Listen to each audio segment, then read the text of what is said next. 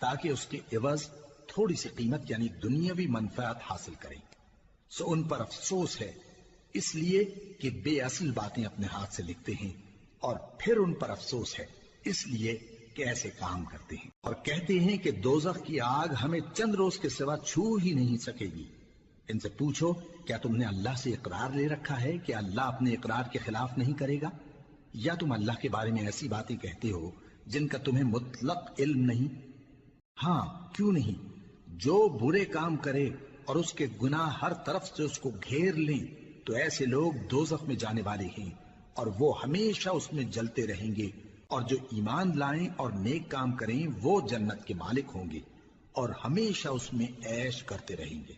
اور جب ہم نے بنی اسرائیل سے عہد لیا کہ اللہ کے سوا کسی کی عبادت نہ کرنا، اور ماں باپ اور رشتہ داروں اور یتیموں اور محتاجوں کے ساتھ بھلائی کرتے رہنا، اور